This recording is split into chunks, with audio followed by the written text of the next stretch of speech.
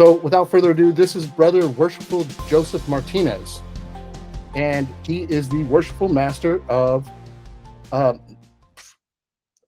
I forgot, you're in Manasseh? Manasseh Lodge. Yes. I always want to say Manassas Lodge, but it's Manasseh Lodge. And Great. he's currently serving as the Worshipful Master, and he's a member of several other things, which he could tell you about if he wants. Joe enjoys focusing on researching the initiatic experience, rituals of initiation, the mysteries of ancient civilization, as well as the relation between modern science and Gnostic teachings. So, Joe, I'm going to give it over to you. Thank you. I appreciate you coming tonight. Yeah, thank you so much for having me, Brother Ron. Good evening, brethren. I'm not going to take up a lot of your time tonight, but we're going to touch on a subject that Brother Ron wanted me to touch on. So if anyone has any questions, comments, complaints, feel free to unmute yourself, stop me, correct me. Hopefully we won't have too many of those. Tonight is our meeting night here at Manasseh Lodge. So my brothers are sitting in the dining hall, and they're joining in as well. So hopefully they won't heckle me too much. But with that, I'm going to go ahead and share my screen, and we'll go ahead and get started. All right. I can't see your faces anymore, Ron. Can you guys see the screen? Yes, I see it. Okay, right on.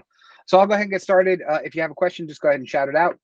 And like I said, hopefully we won't take up too much of your precious evening. But tonight, we're going to talk about essentially the practical applications of what esotericism is and why it's all over what we call the Masonic experience.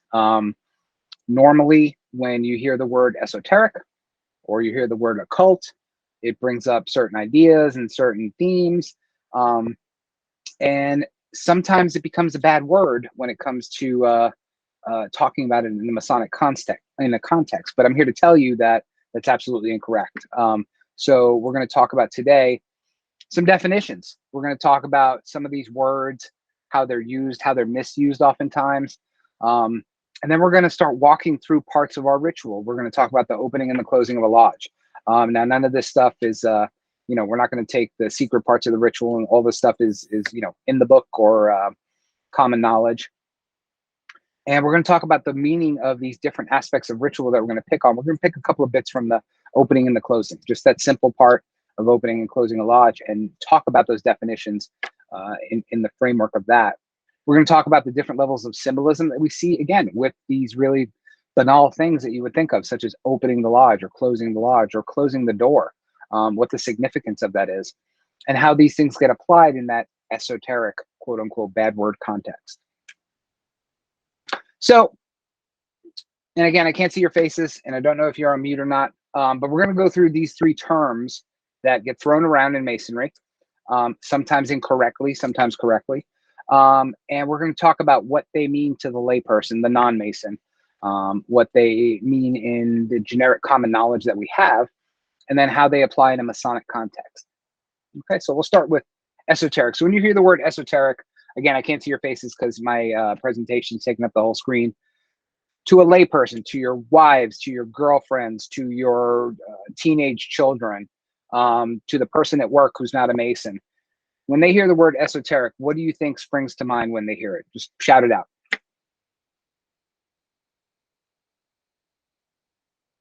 I would venture to guess not many people know what it means, hear the word that often. Okay. Alrighty, that's fair. So some people, when they hear the word esoteric, they think of witchcraft, right? These handsome people right here. Or they think of rituals, occult things out of horror movies. Baphomet, that definitely shows up.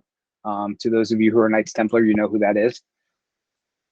Bohemian Grove, all these big scary things that show up when we hear the words esoteric or occult. And in some cases, those definitions of those words do apply to these situations, but it's not their only or even their original meaning. Let's talk about that. So esoteric, what does the word esoteric mean? People throw it around. You have it in the name of your, esoteric corner that you do every so often. What does this word actually mean? What is its bare bones definition? It comes from the Greek esoterikos. And the word esoterikos, all it means is within.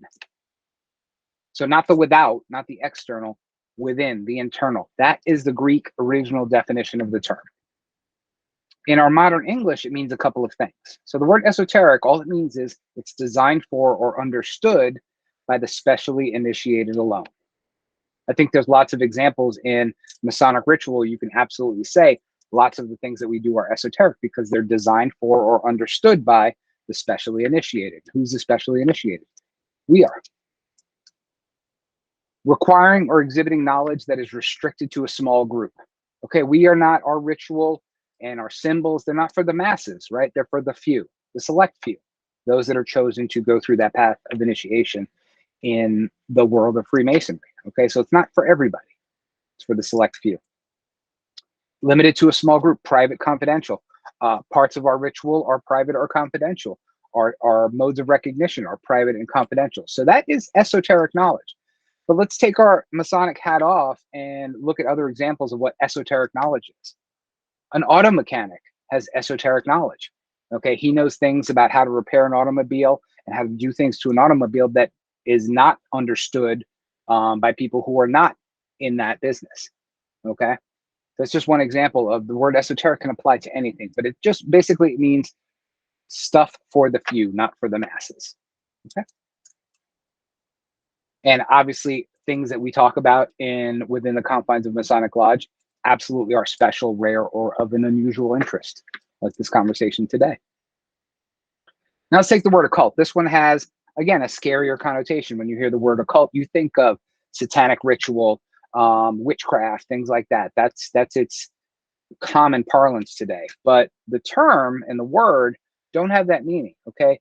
It comes from the French occulte, which comes from the Latin occultus, and all it means is hidden or concealed from view. That is what the word occult actually means, hidden or concealed from view. In the modern term, the definition is understood to be not easily apprehended or understood. So something that is concealed or hidden from view. I think I said that already, and I beat that to death, so I'm going to repeat myself. Not detectable by the standard methods, things that are behind a veil or a little bit concealed, something that doesn't look quite right. Okay, that's what occult means, and that's all it means. It has no ties to, again, satanic things, Baphomet, witchcraft, Bohemian Grove, the Illuminati. Okay, those are modern ways in which we've chosen to apply that word occult to different organizations and pictures and themes and things like that. But the word, all it means is hidden from view or concealed. That's it. The mystic tie. Okay, so people throw around the term the mystic tie, especially in Masonry. It is a Masonic term. And sometimes people don't understand where it comes from or what it means. So it has a couple of meanings, but the earliest time that it shows up is by a poem by Robert Burns, who happened to be a Freemason. Okay, and it comes from a song, actually. It was a farewell song to a lodge in Scotland that he was leaving. And I'm not going to sing for you. I'm going to read you the verses of the song. But it goes, adieu, a heart-warm, fond adieu, dear brothers of the mystic tie. Ye favored, ye enlightened few, companions of my social joy. Okay, so that's where that term first shows up in writing. But it has a meaning in our modern Masonic context that, again, I think people use it and misunderstand it, or they don't use it properly. But it has both a physical and a metaphysical or a spiritual meaning. And again, for those that this is the first time they've heard the word metaphysical used in a Masonic context, all metaphysical means is not of the physical world, so the spiritual world. Again, that's all it means. But the mystic tie, the way Robert Burns uses it in some of his poetry and in his songs, it has two meanings. And we're going to see a lot of the things we talk about today have two meanings. They have that surface or physical level meaning, or they have that occult or esoteric meaning, something that's within or concealed or hidden from view. But when Robert Burns talks about the mystic tie, he talks about that physical bond between one brother to another, that bond that connects me to people that I'm seeing on this Google call that I've never met before in my entire life. Okay, but I'm bonded to you through that bond of brotherhood. But then there's that deeper meaning, of the mystic tie. where we've gone through the same experience, and we'll talk about what that experience is, that bonds the two of us in a way that is much more rich and much more deep than that surface level connection that we have because we wear the same ring or we show up to the same meeting. Okay, so think about that as we go through this program. So what is Freemasonry? So let's stop for a second and talk about what Freemasonry is today. And we're going to talk about what Freemasonry is today to a whole bunch of different people. Okay, so if you feel attacked or if you feel like I'm speaking to you directly, please don't. Okay, these are different answers that people give when they're asked what is Freemasonry. So for some, not all, but for some, Freemasonry is simply a social club and nothing more. A place where you gather and talk to friends, possibly have a drink or a meal, and that's pretty much it. For others, Freemasonry is akin to a fraternal organization like your college fraternity or a military fraternity, if you remember it. And for them, that's it, and there's nothing more. For some people, Freemasonry is a drama club where people get to practice their craft and put on, excuse me, amazingly beautiful ritual. But that's it. That's where it stops. For some, Freemasonry is a charitable organization where their sole purpose for joining Freemasonry was to be able to do charitable things and to give in charitable events. Okay, and we will absolutely say that Freemasonry does do charity. Okay, the Shriners, they donate how many millions a day in charity. So we do charitable things. But for some people, that's the only reason they join. For some, strangely enough, Freemasonry is a dinner club. It's a place where they go get a meal every night. There are brothers who are out 6 or 7 nights a week, and they are eating at a different lodge every night of that week. I wouldn't necessarily call it a dinner club. I've been to some lodges where, the food was less than stellar, but for some, it is a place to go grab a meal and shoot the breeze. And unfortunately, for some, all Freemasonry is a place to get away from their the rat race of their home lives, to get away from their wives, to get away from their kids. And I say sadly because that should not be the reason for joining Freemasonry. But what should or what was Freemasonry before we get to this current point in time? Freemasonry is today and always was, its place was to be a system of initiation for man. Okay. I have a very good friend who was a Grand Master in another state a couple of years ago. And when he talks to people who don't know what Freemasonry is, the first thing he says, and I absolutely love it, and I stole it from him, was Freemasonry is the science of transformation. It is how to start here and become something better or something greater or something more in touch with divinity. It's a transformational science. A lot of you who know me know that I read and study a lot about the ancient mysteries, okay, all the mystery schools of the past, going all the way back to the time of Egypt and before. What I won't tell you in any of my talks, including this one, is that craft Freemasonry, the type of masonry that you and I do today, is not a direct descendant of the ancient mystery schools. As much as we would like it to be, as romantic as it sounds and as cool as that sounds, we are not a direct descendant of the mysteries. Okay, there is no direct tie from Egypt to Eleusis to Rome to us. Are we the spiritual descendant of the mysteries? 1000% yes. And we'll talk about that as we go along in this conversation.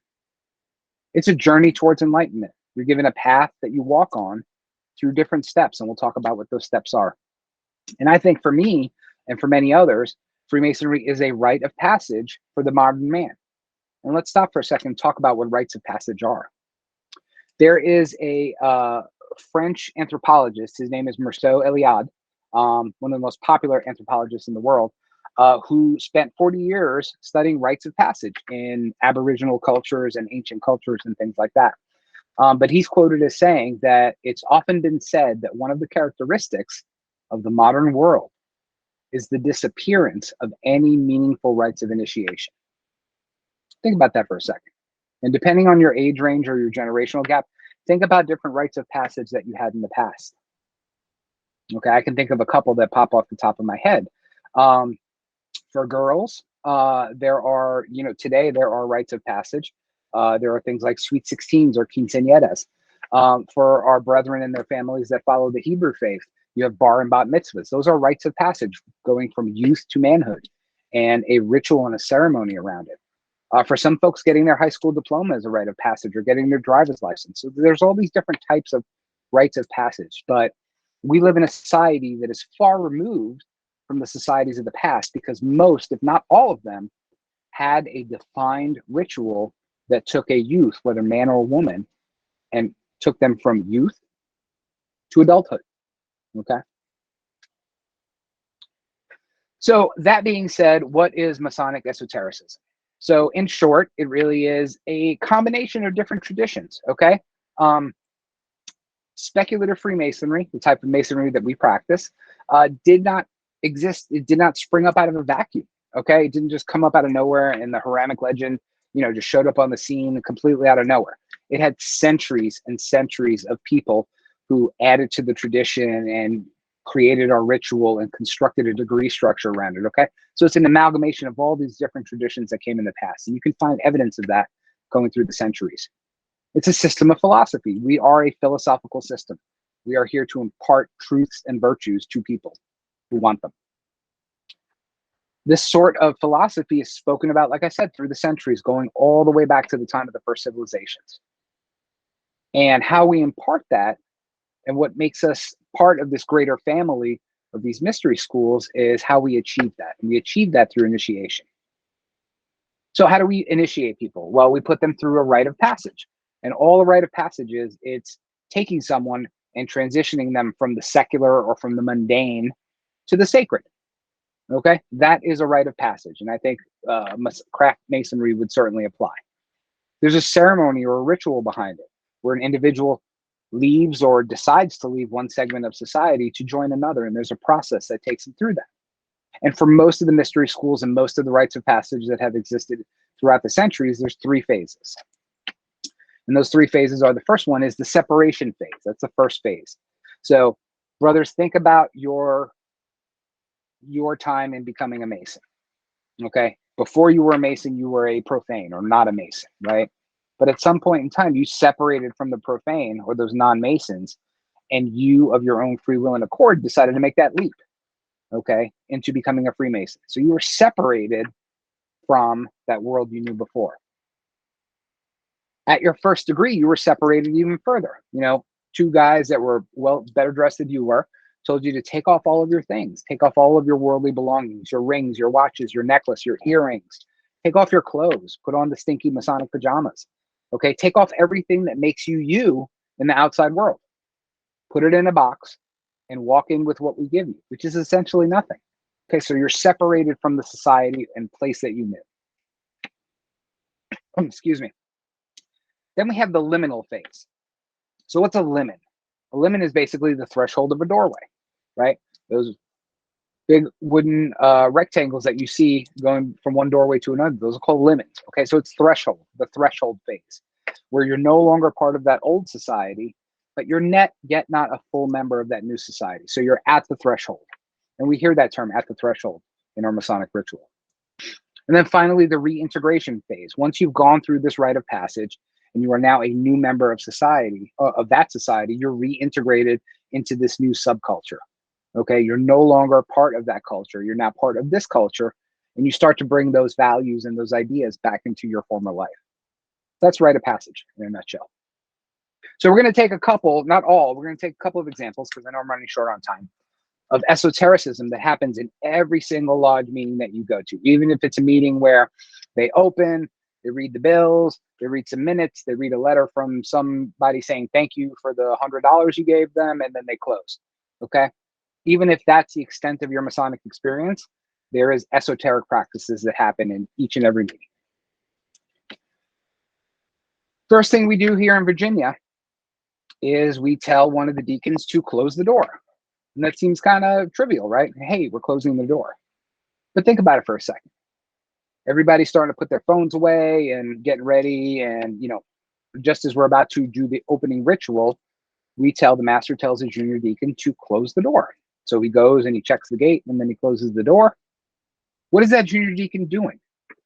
Now, outside of the obvious of closing the door, he is separating 2 things. He's separating the outside world from the inside world of the lodge, okay, for 2 reasons. He's keeping all the stuff that's outside, all the garbage, all the nonsense, all the drama, how bad of a day you had at work, all those emails that you didn't get to, all that stuff is being separated and kept outside. And the things that you're about to do in that Masonic lodge are being kept inside. So it's not just a physical separation, it's a metaphysical separation as well. So next time you go to a lodge meeting and you see them close the door, think about that for a second. Am I leaving all my vices and my superfluities outside the door when that door is closed? Or am I bringing some of them in? Am I sneaking, watching the baseball game while the opening ritual is going on? Am I doing that? And people do.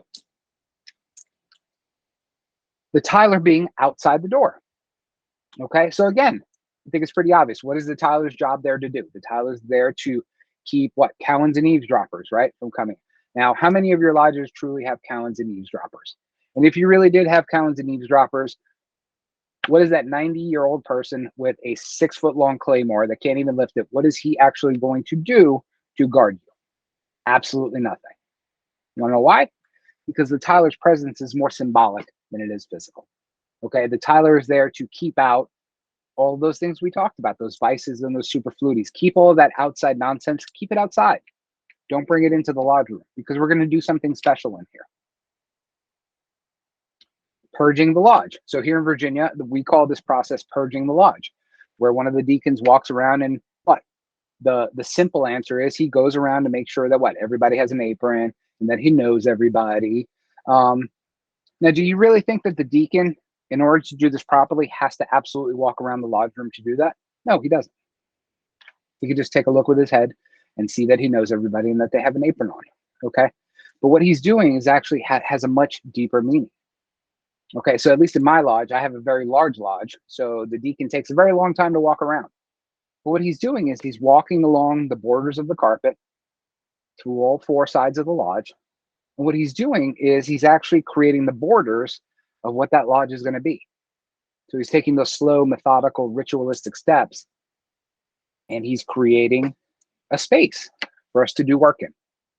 But think about that next time. So now we have our opening ritual, which in Virginia is very prescribed, and it's the same, no matter if it's in my lodge or at AW22 or any other lodge that you go to, the opening ritual is the same, okay? And the words that the master says and that the senior warden says and that the junior warden says, they all have a purpose, right? It's not just rote memorization, they have a purpose, and the purpose is to remove the mundane and to introduce the sacred and to call everyone's attention to it. Saying, hey, we're going to do something that's important now. Okay, we're not just opening the lodge so that we can read paperwork and pay bills and things like that. We're going to do something that's a bit more important. Okay, so pay attention. That's what the opening ritual is telling us. That's esoteric. We have the great lights. Okay, here in Virginia, we have the Holy Bible, the square, and the compasses. We have a ritualistic process by which the senior deacon, at a certain point in the ritual, walks, opens up the volume of sacred law, and places the jewels there. Okay, so we have that surface meaning of, hey, we have to have a volume of sacred law and a square and a compass in order to open lodge, right? Because that's what it says in our constitutions. But it has that deeper meaning of, I'm taking a book that is sacred to most, I'm opening it, and I'm placing it in what? You're placing it on an altar, right? Not on a table, not on a bench, on an altar. What's the purpose of an altar? Why do we have an altar in the lodge room if all we're going to do is read the minutes and pay some bills? There is a more symbolic and spiritual purpose than having these 3 items sitting on an altar in the middle of the lodge. And you have to have them there in order to conduct business. Then we have what I think is the most esoteric part. We have a prayer, but in Virginia and in many other places, it's called an invocation. So there's a big difference between just a prayer, you know, the prayer that my kid gives before he goes to bed. You know, he's like, hey, God, I love you. I really want a kitten.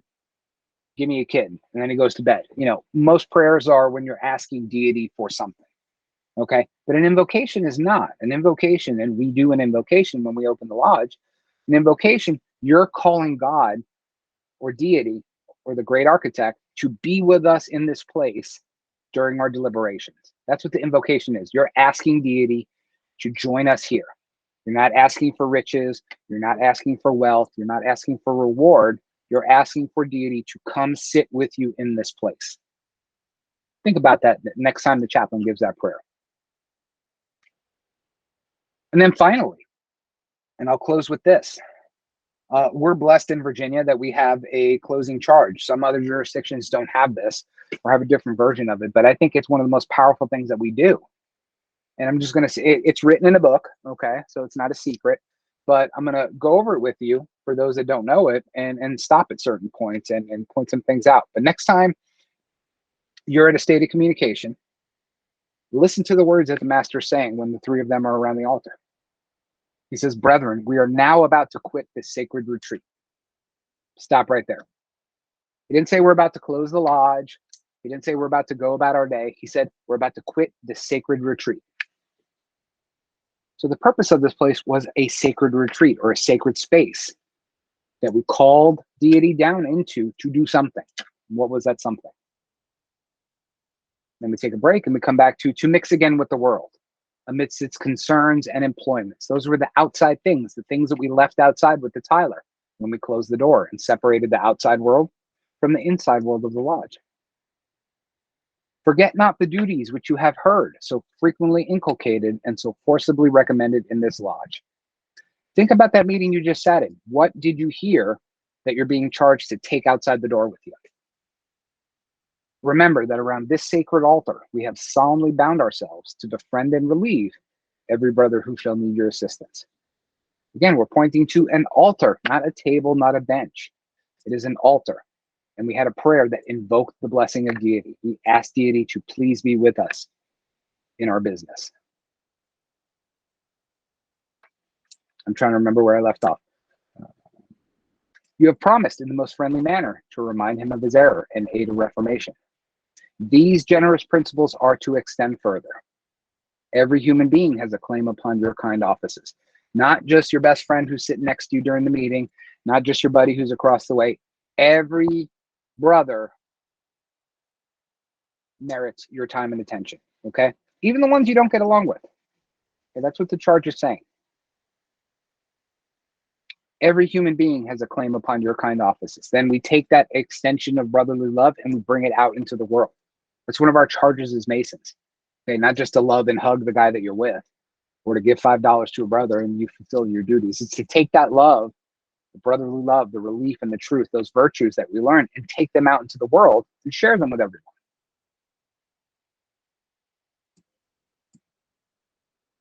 Finally, brethren, be ye all of one mind. Live in peace, and may the God of peace and love delight to dwell with and bless you.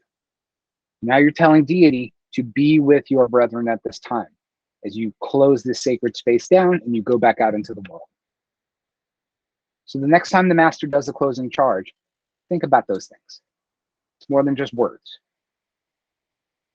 So just to sum up, we talked about some definitions. We talked about certain pieces of ritual and the different meanings that they have, that surface level meaning and that more esoteric or occult meaning. We talked about the symbolism and how they apply within the different aspects of the Masonic Lodge. And that concludes my presentation. What are your questions?